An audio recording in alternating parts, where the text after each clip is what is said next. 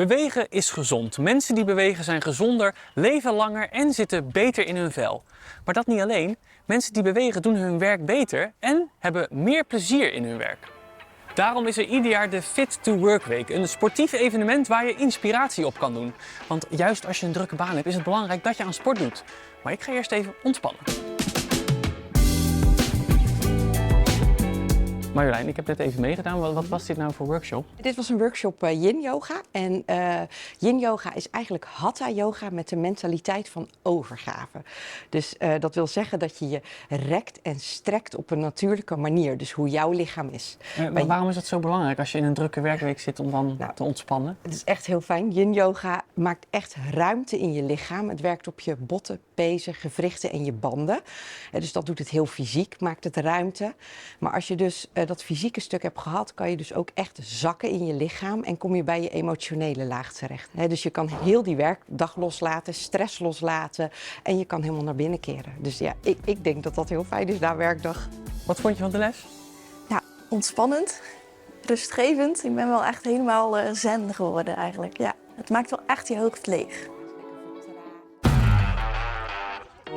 Het duurt nog even, maar volgend jaar wordt het WK veldrijden in Hulst gehouden. En in de aanloop daar naartoe wordt er van alles gedaan in Zeeland om de liefde voor het fietsen te versterken. Zoals hier in Axel. Ja, ik ben Ilke Frankaert van Company of Sports en wij geven hier vandaag fietsvaardigheidsclinics op de basisschool in de gemeente Terneuzen. Het is eigenlijk iets wat 2 jaar geleden al is ontstaan. Er zijn fietsvaardigheidsclinics mee begonnen in de gemeente Hulst. En toen kwamen er meer en meer geluiden vanuit Terneuzen en ook de gemeente Sluis om ook fietsvaardigheidsclinics op de scholen daar te verzorgen. Een van de aanleidingen van dit initiatief is toch ook natuurlijk dat volgend jaar het WK veldrijden naar Hulst komt, naar onze regio. En daarvoor komen we eigenlijk op alle basisscholen in Zeeuws-Vlaanderen om deze fietsvaardigheidsclinics aan te bieden. Het is echt de bedoeling dat dit jaar gewoon heel Zeeland fietsen ademt. En dat we kunnen uitkijken naar een geweldig evenement. Wat natuurlijk eind januari, begin februari zal plaatsvinden in Hulst. Maar ja, dat is gewoon mooi dat je de kinderen ook al mee kan nemen in deze prachtige beleving. We hebben geleerd dat we behendiger moeten zijn met de fiets en hoe we meer controle kunnen krijgen.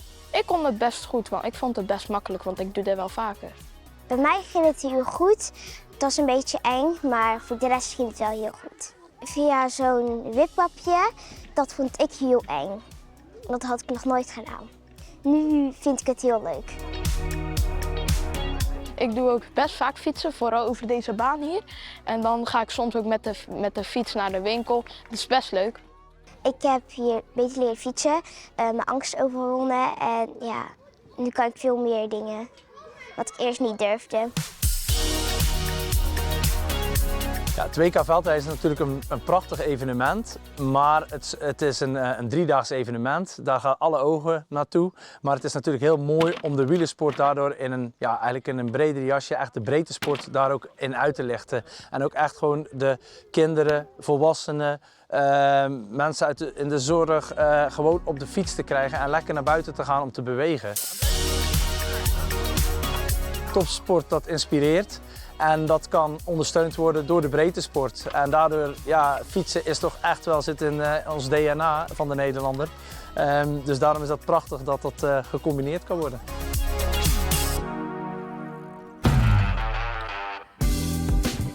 Als je een drukke baan hebt, is het goed als je ook zorgt voor ontspanning. Bij Fit to Work organiseren ze allerlei workshops die je kunnen inspireren, zoals hardlopen. Martijn, wat is dit nou voor workshop? Ja, ik wil de mensen laten zien dat hardlopen ook niet heel ingewikkeld is. En dat we in Middelburg veel natuur hebben waar je fantastisch kan hardlopen. En dat je even uit die werkdruk kan.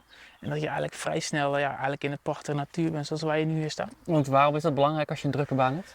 Ja, persoonlijk vind ik dat de ontspanning en de werkdruk samen zorgt ervoor dat je lekker in je vel zit. En dat je ook wat meer de werkdruk aan kan. Maar ik leer ze ook van, kijk eens even om je heen, waar ben je nou eigenlijk precies? Hè? En in zo'n korte tijd. En dan kan je weer beter focussen op je werk. Beter focussen, maar ook gewoon, dan voel je weer lekker in je vel. Hè? Dat adrenaline, endorfine, dat is perfecte drugs.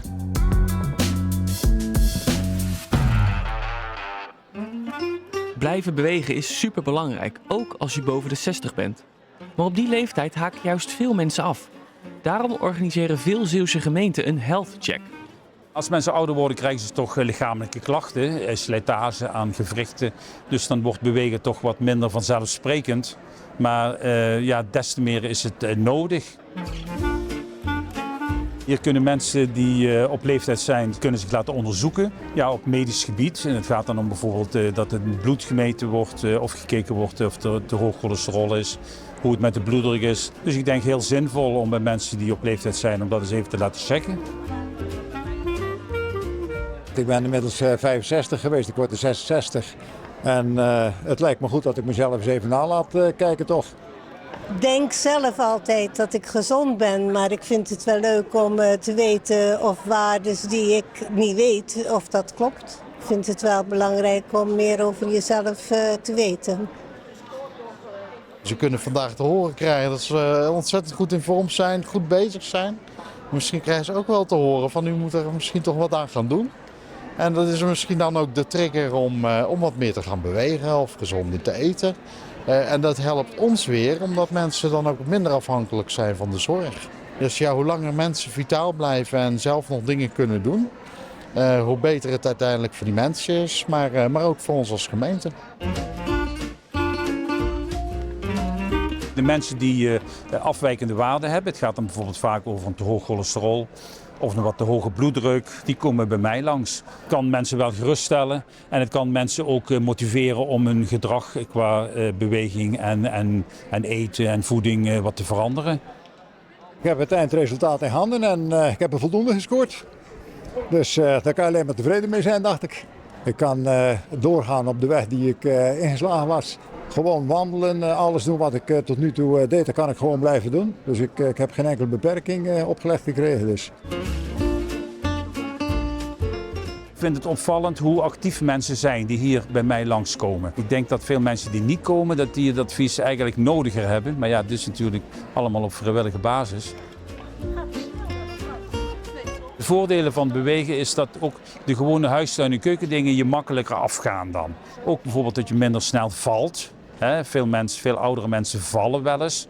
En dat kan gevaarlijk zijn, zeker als je iets breekt. Maar als je gewoon fit bent en geoefend bent, dan is de kans op vallen veel kleiner. En preventie is natuurlijk heel belangrijk. Het is allemaal goed, dus ik ben heel tevreden. Ik reis nog heel veel, dus daar geniet ik van. En dat doe ik natuurlijk zolang als dat mogelijk is.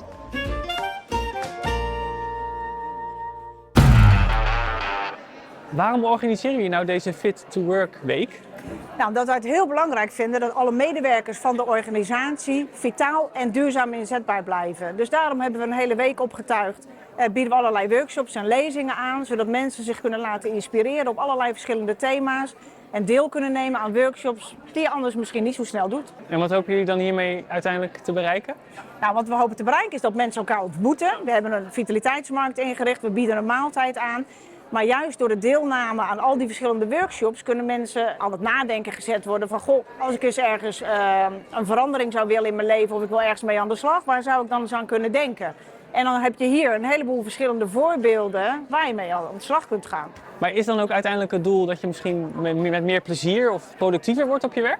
Nou, daar hebben we wel een aantal workshops op uitgezocht. Bijvoorbeeld werken met AI of ChatGPT of efficiënt e-mailbeheer of grenzen leren stellen. Dat zijn natuurlijk allemaal dingen die bijdragen aan een gezonde loopbaan en een gezond werkklimaat. Ja, absoluut. Ja, dus het is eigenlijk goed voor de werknemer, maar ook voor de werkgever. Zeker.